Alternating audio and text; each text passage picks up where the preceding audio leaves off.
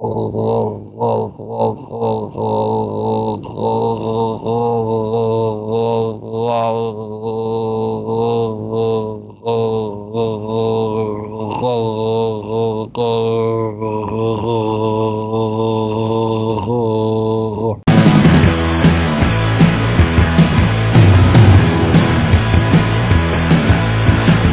offering to the drum machine. You put another face on my heart.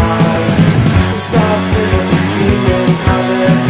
The art symbol repeated. Not gonna be held back by the range's sorrow. No reaction without pain. I got more. That held pages go. Give up the throat today.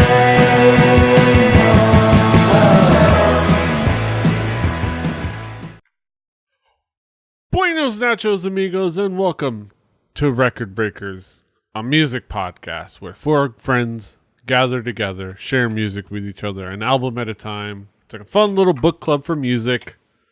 We all, it was fun discussion, fun times. I'm Peter Rave, your man, Window Plan. Here with me is my team, my squad, my quadrant, my crew. We've got Brett. Petey, how come you're always such a fussy young man? Don't want no Captain Crunch. Don't want no Raisin Bran. It's just the way I am. Drew. I'm way too tired to make a joke. So I'll just say hello. Yes. And David. Shoes are required to eat in the cafeteria. Socks can eat any place they like. Yes, exactly. We're here to talk about music, talk about an album. And boy, do we have an album to talk about. The provider of the album this week, as it is his turn, is Drew. Drew, what do you got for us this week? I made a joke last time, but as we all know, it's an artist that I think most everyone has heard something by at this point. Probably off of this album, I feel like, if you've only heard one or two things. It's an artist that originally started in a group with some brothers, but really made a bigger name on his own. He's from Brett's neck of the woods. Right down the street is Gary, Indiana, right next to me. Yep, that's how it works, right? That's how Indiana works. It's northwest side of Indianapolis is Gary. I've had people say, "You're not far from Toledo, right?" Like, I mean, depends on your definition of far. I'm probably closer to Toledo than you are. Yeah. I mean, cosmically speaking, you're not far from Toledo. If you've taken the cosmos between Toledo and Austin, yes, I am closer to Toledo. Yes. Between Toledo and the sun, you are closer to Toledo. You know. Go Mud Hens. But guy from Gary, Indiana, by the name of Michael Jackson. Album called Thriller. You may have heard of it. Best-selling album of all time. Thriller. Yes. Yeah. Yes. Thriller. You may have everybody. I think. Yeah. This is kind of like. There's no May here, Petey. We're in June. There's no May here. Yes, we are in June. Also, I think your reaction, Deej, was, it's Thriller. So I would think we're all fairly familiar with Thriller. So let's issue expectations and mostly talk about memories and experiences with. I'll go with you, Brett. Brett, what are some of your like favorite memories or experiences with Thriller? I mean, I don't really have an emotional attachment to Thriller. How dare you? I mean, it wasn't the cassette tape that my mom had. I listened to other Michael Jackson and older things that the Jacksons did, but Thriller is around and it's everywhere. Like it's as old as I am, pretty much. And obviously, I enjoy the things that Thriller has spawned off, but like really, I hadn't gone out of my way to listen to Thriller probably ever. But I still have heard all of these songs probably more than I've heard most other songs. Yes. David, what are some of your memories or experiences with Thriller? Oh, man. Thriller is as much a part of my cultural DNA as anything else. My childhood, my sister's childhood, something that I heard growing up as a kid, dance routines that I practiced with my family. It's Thriller. I can't say more than that. It's Thriller. Yes. It's just, it is ubiquitous is still an understatement. Yes. Drew, how would you describe this album musically? What would be the themes and elements that make up this album? So for Thriller, what I find interesting about this is sort of that blending that started to happen. You have Michael Jackson, he's the king of pop, right?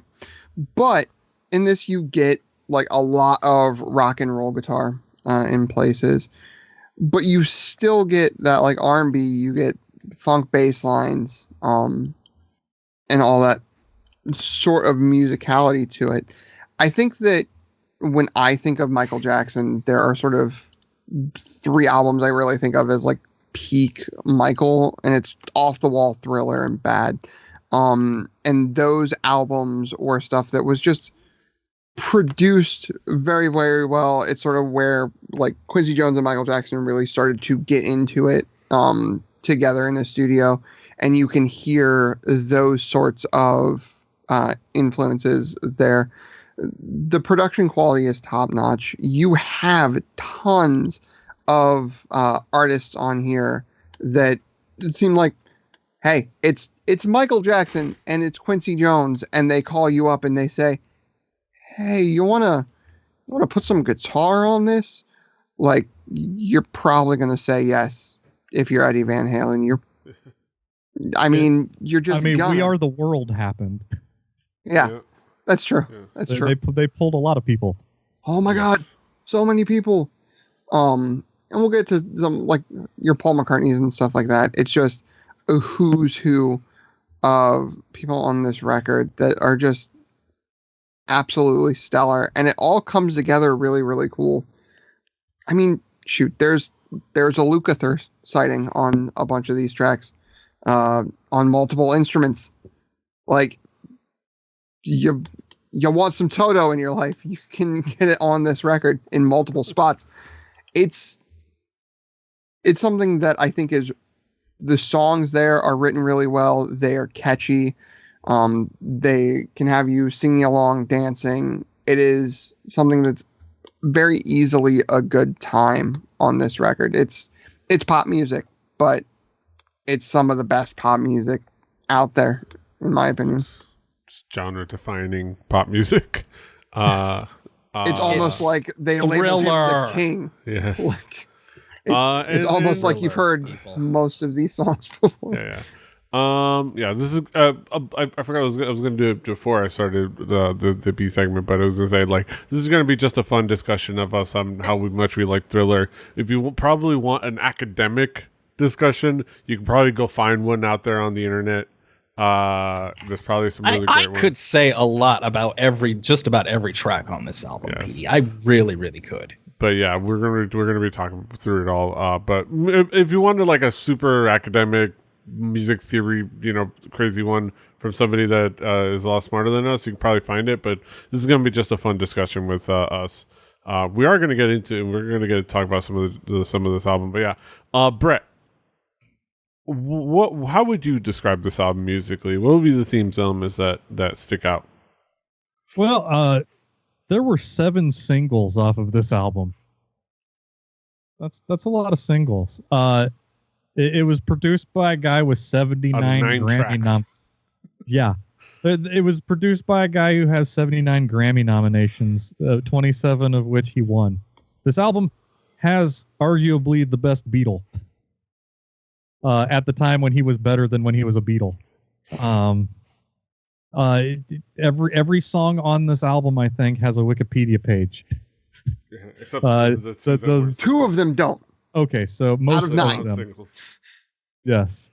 This is probably the the most useless review ever, but hey, the vocals on this album are pretty good. Whoa. Let's say that the instrumentation is pretty okay as well. Guess what? There's some bass work, and it sounds like stuff that came from contemporaries and people that came before in the Detroit region of America. It had not just funk bass, but it had those crazy walking bass lines and the ones that they ain't playing the root. They're playing. This is very much a. There has been pop music that has been trying to sound like this, but this is sort of this weird soup of a bunch of things and a bunch of people getting mixed together. And yes, the staff that was on this album is kind of ridiculous. Just look through that page. Like it is like everybody and their neighbor was on this album. They put out the album that they wanted. And when we get into songs, I have some. I will break it down further. There's a single. There's even. Can we honestly just break down every track? I honestly want to do that. Yes, I'm pretty close to doing that. We'll come back around to tracks, but let's just talk about let's just talk about the album as a whole. Let's talk about the music. How would you describe this album musically? What would be the themes, elements that caught your attention? At the very top, it is nothing more than a solid pop album. But beyond that, it is really a masterpiece. Instrumentation, vocals, lyrics, storytelling, everything underneath the surface is as close to perfect and close to timeless as modern day pop music could ever get. It is. I speak about this album in such grandiose terms because it holds up. Man, does it hold up. I listened to this just yesterday for like the third time after Drew said this was the album we were going to review. And man, it holds up. It really holds up just as a juggernaut of enjoyable tunes. It really holds up. There are these timeless albums in genres throughout history, and this is one of them. People are going to be talking about this album and enjoying this album in 100 years. Mm-hmm. And there's valid reason for that because it's genre defining, genre like trend setting. There's so much influence in music throughout the whole decades after it, in so many different types of music and so many different bands and groups and artists that are trying to replicate the magic that is this. And yeah, music is just fantastic. Let's talk about the tracks. Let's talk about some of the many hit singles that make up this record. Drew, what will be some of the key tracks to zero in on? All right. So with key tracks, usually what I try to do is I try to go mostly not songs that were on the radio. It's really hard with this record. There were that was two of them. I mean, that would have narrowed it down a lot. I mean, you could have just you would talk about two tracks. It's fair. But want to be starting something. It's, to me, funky, like shuffle beats, bass grooves, just that sense of style you get from a Michael Jackson dance song is just there, like all out right in front. The Girl Is Mine, as Brett mentioned, there's a Beatle. I would be one of those ones to argue possibly the best Beatle, if you're going to name them.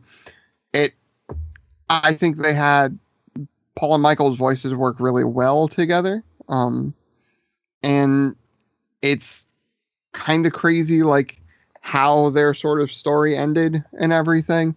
I wish they would have made more than they did. They had a couple of songs together, but I think there was a lot more that could have been done. It was a cool sound to hear the two of them go back and forth. just stylistically being so different yet tonally so perfect. Thriller. Thriller's a weird one for me.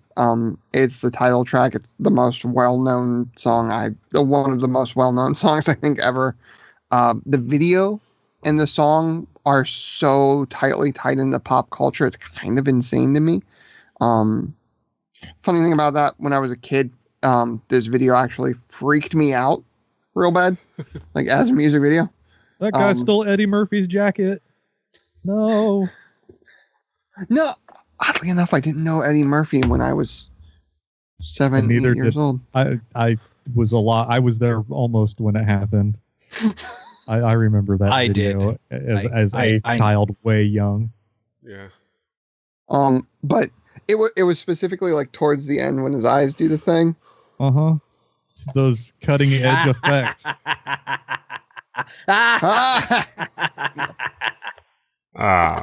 Vincent Price. I forget, there was a note somewhere I read about who told Quincy to like bring him in, Vincent Price. I think it was his wife actually. Said that, like, no, bring Vincent Price and have him do the voiceover, like have it be really creepy and weird, like do it. And they did, and it's history. And then I'll sort of, again, like we could do all of them, I think, but you know what? I'll do Beat It. Because Beat It. It was the first Michael Jackson song like I remember hearing. Like I distinctly remember that song. The sort of rock and roll guitar bits you have from, as I said, I believe you had both, if my notes are correct, you had both Lukather and Van Halen on this track. You had a lot of guitar going on. Those are two very different guitars too. Mm-hmm.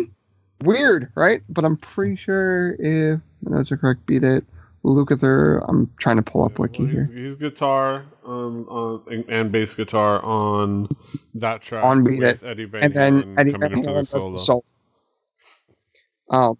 So yes, two very different guitar players, but you wouldn't really think it until like it sort of makes sense, like looking back at it and listening to it again and knowing that, but like it works so well. Also, because that Michael Jackson and music videos, like one, they sort of had to push Michael Jackson to really get on the air as much as he did, but once he did, like his music videos are like everything MTV was. Like it was like, we'll think of music videos without Michael Jackson, it'd be insane. And Beat It and Thriller were those two videos. It was like it defined the art form. Like people didn't shoot music videos like that, and then they started copying it from that point on. Like, oh, let's make it like mini movies. Like, yeah, no, it's they don't because do it of anymore. the knife fight. And that's how we got TLC's Waterfall. Yes, Man, the greatest story of all time. And Kanye. And Kanye. Still haven't heard the news. And I heard it was and This Is America. I mean, if you want to talk about really great music videos, if you want to talk about like using symbolism in a music video, and then the music video becomes a joke, like in a meme, which is kind of like sort of what the symbolism of the video was. Weird. Like, you know how people are like distracting themselves with dumb jokes and memes, and it's the darkest timeline. Yeah. Nothing matters. Darkest timeline. It's kind of like how when people started adopting clownfish after watching Finding Nemo. It's like that's literally what the movie was telling you. That was not cool. Oh well. That aside, Brett, what will be some of the key tracks for you? Well, okay, let's start with Beat It. But you know, if there's a song that Weird Al's parodied, I'm going to talk about it, and I'm probably going to talk more about Weird Al's version of the song and how, like, Weird Al's "Eat It" was the first Weird Al I ever heard. It was the first time I saw the fat suit. It means a lot to me. And if there's a song that was good enough for Weird Al to write, It's a noteworthy song. The song itself, you have a cheesy drum machine. Like listening to this today with good headphones, there's some weird synth noises. There's some mustache rock going on in the background and some electric piano. It's kind of a weird mix of instruments and voice to be doing a hard Michael Jackson song, because Michael Jackson, he's a street tough. He's bad. Yes, he is. He's bad. But yeah, it's Billie Jean. I like a good intro with the bass and the like egg shakers or whatever, and it's very Hall and Oates like sounding. Listening to it for the first time in forever made me notice a thing that I would call the sproing of this album. It comes only at a certain couple of times, but there's this digital trumpet during the first bridge that just sounds so fucking terrible. So terrible. I was like, that. Have a guy come in and hoot a horn. Like, come on.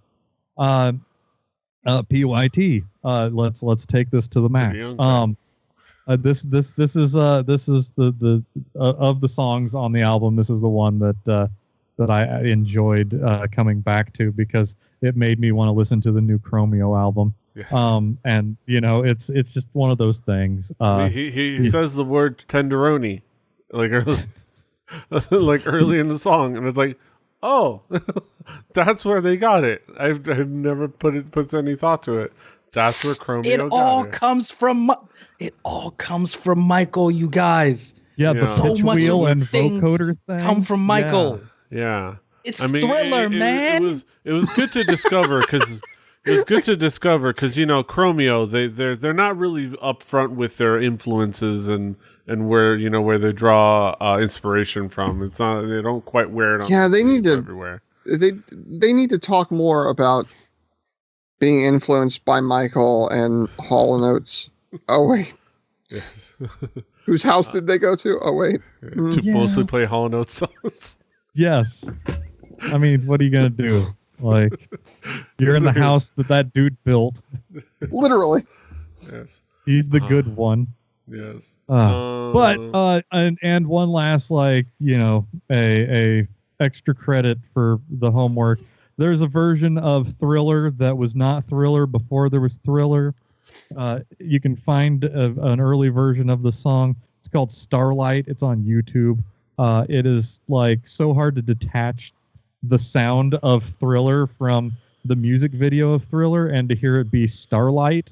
And there's no way you can make an iconic music video around Starlight. It's the same damn song, just different lyrics, and it's less spooky. It's an early demo. Yeah. It's crazy. It's very weird. It's like hearing those heavy metal versions of those Counting Crow songs before the Counting Crows were the Counting Crows. Yeah. They're like the Himalayans or something, and you're listening to Around Here. Yeah. You're like, wow, that's some drop bass. I can't imagine the Counting Crows as a metal band. Dude, Does not add up. mind blowing. Yeah. David, what would be some of the key tracks for you? Okay. I'm fine. Dangerous, bad. Those are all great too. Black or white. We can talk about dangerous. We can talk about bad. We really could. We could talk about "Wanna Be Starting Something," where the second half of that song is my childhood. Mama say, mama sa, mama sa. And being accused of horrible stuff too. Yeah. Thank you, Brett. You're finally picking some things up here. Okay. Owning a chimpanzee. It's terrible. The Girl Is Mine. 1, third best Beatle. 2, this song is not Say Say Say. The song is not Say Say Say.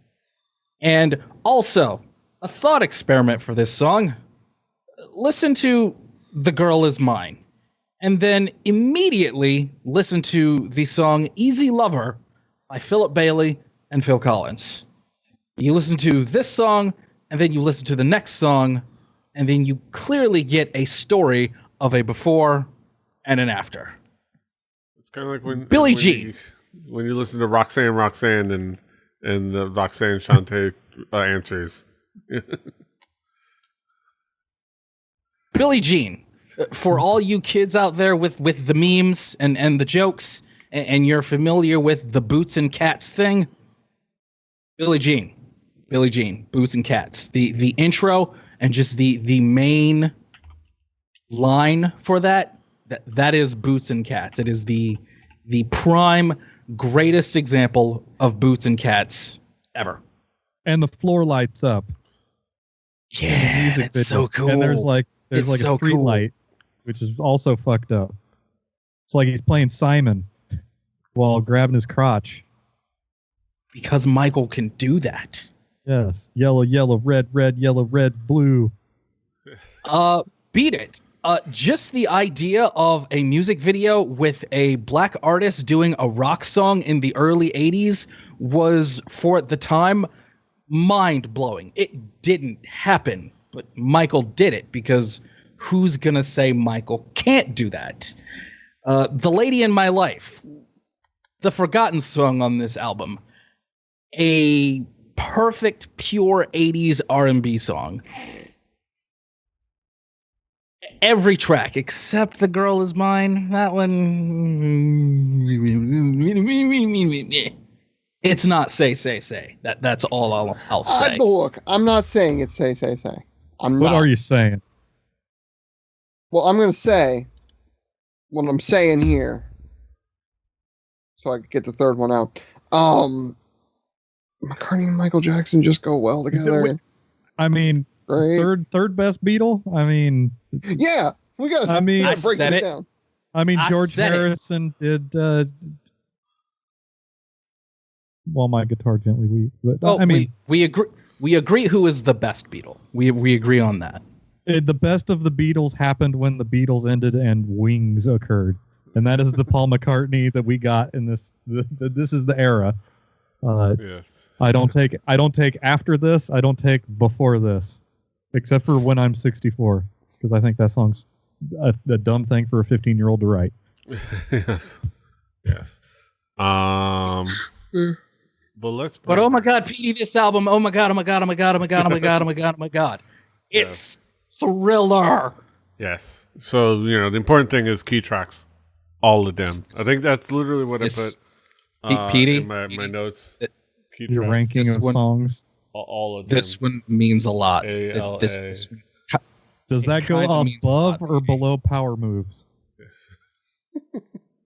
I don't know. We don't have all the scientists here with us to do the science. But yes, let's bring it back around the horn to talk about some conclusive thoughts. Brett, what would be your conclusive thoughts on this album as a whole? I mean, this is like, again, the coldest takes on the most popular album by sales ever. And like we aren't reviewing Hulk rules here. I mean, this is something that people actually want to listen to on This every ain't day. Glassjaw. Yeah. Yes. Wow, that man's not even here to defend himself. I mean, even he would agree. I think we got trolled. And now that he's not here to defend ourselves, I'm going to make accusations. No, Yes. but no, this is a good album.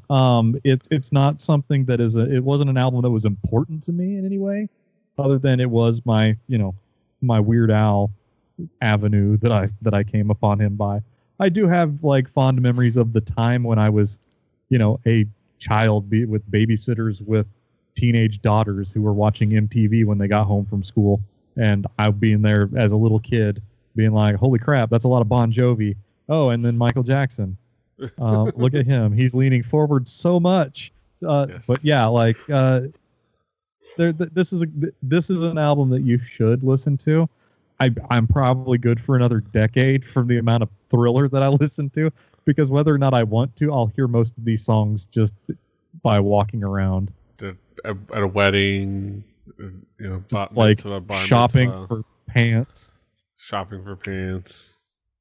Robot mitzvah. Yeah. Werewolf bar mitzvah. Yes. At the local rock and roll McDonald's, just They will all be doing the dance. All of them. Bum, ba-dum, bum. That one too. yes. Dance. But yeah, David, what would be your conclusive thoughts on this album as a whole? Don't turn into a zombie yet. We still got some more breaking. What about a werewolf? We're here. This album Or a vampire. is so significant to the existence that I grew up in. It's almost unquantifiable.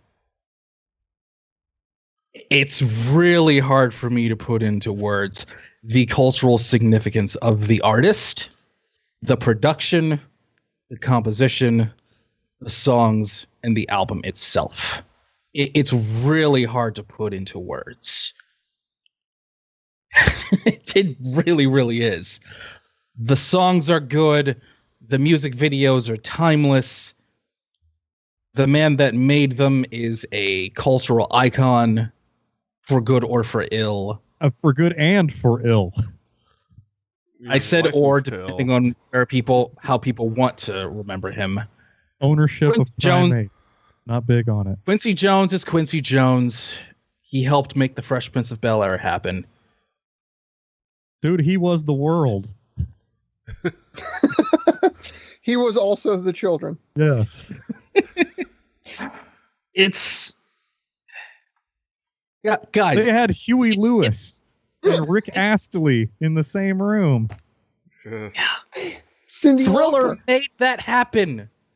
Thriller Like, was the catalyst for that. Cyndi Lauper said, "Sorry, Captain Lou, I gotta go sing." And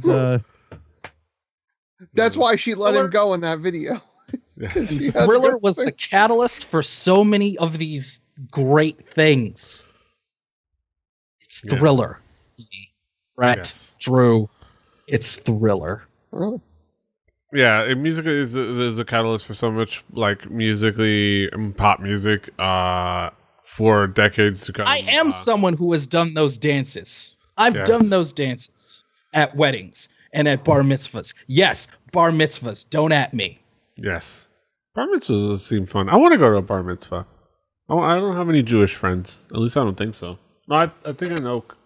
you're a little old for like the prime bar mitzvah partying age. I do love If you Xavier show Woods up- telling Busting. I do love Xavier Woods on Up Up Down Down telling stories about knowing friends and wanting to have a bar mitzvah and one to convert to Judaism just to have a bar mitzvah, which is hilarious. And then they could probably dance to Thriller.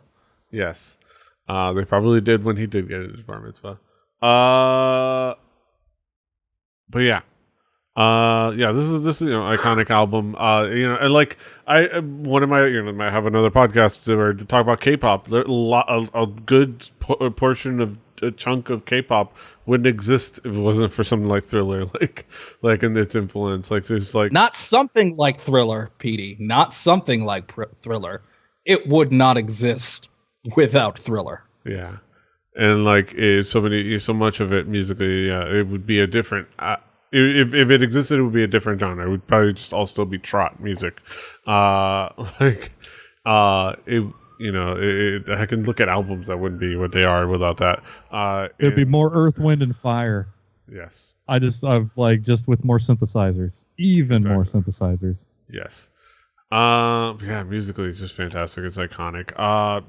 Drew, last but not least, last word. What would be your conclusive thoughts on this album as a whole? It's something that, again, like I said at the top, I think everybody's heard. It's sort of hard for me to say, like, you should go out and listen to this when you've probably already heard 60% to 75% of this. So what am I supposed to do? Like, but say this album was something that was made by a guy who, rightfully so, was labeled the king of pop. It was made by, as Brett said, Quincy Jones, who was 27 for 29 last I checked on Grammys. Pretty good record. Pretty good record.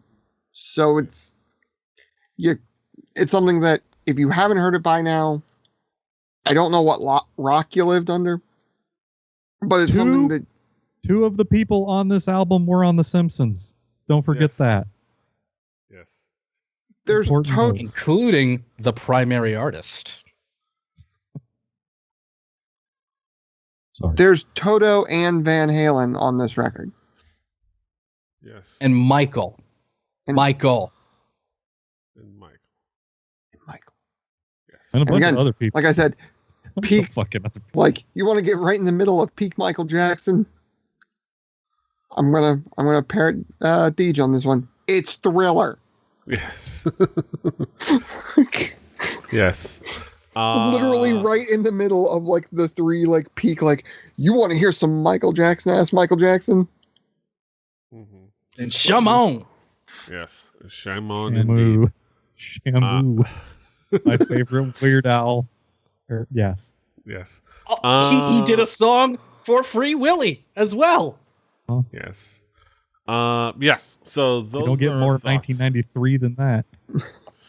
Those are our thoughts on Thriller.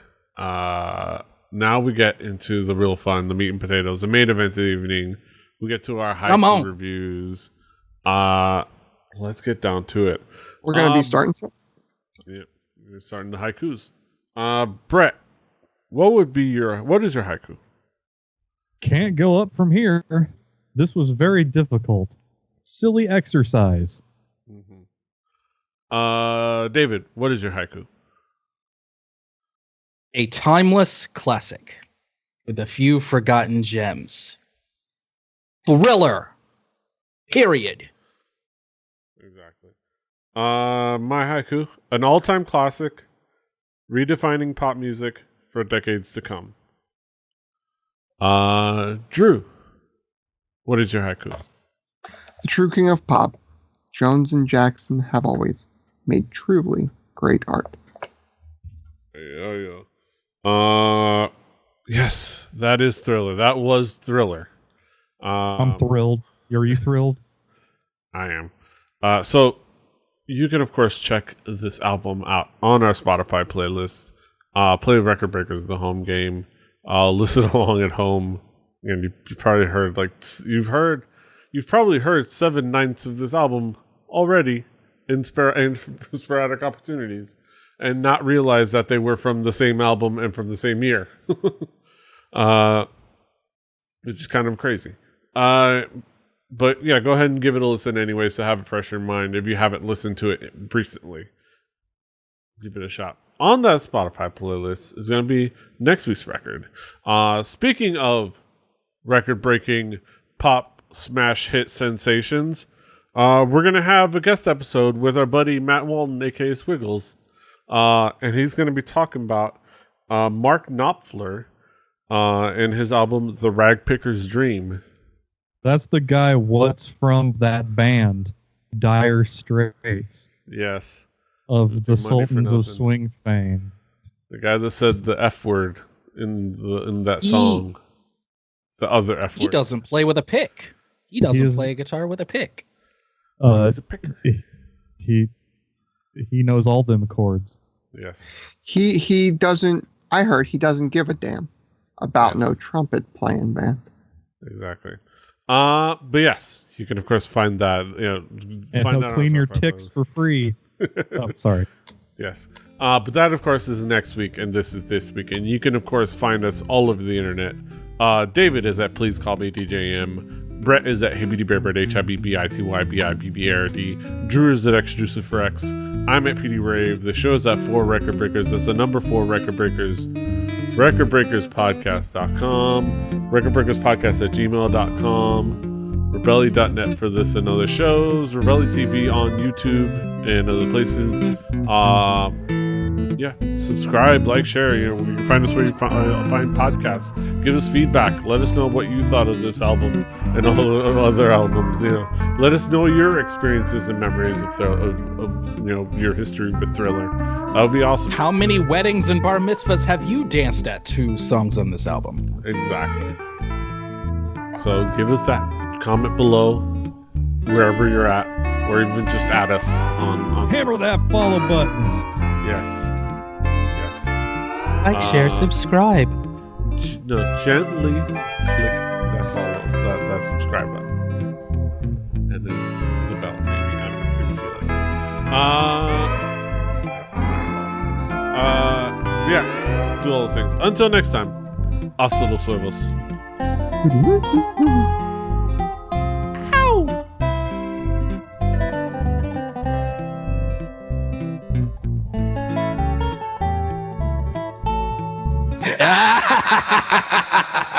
Ah!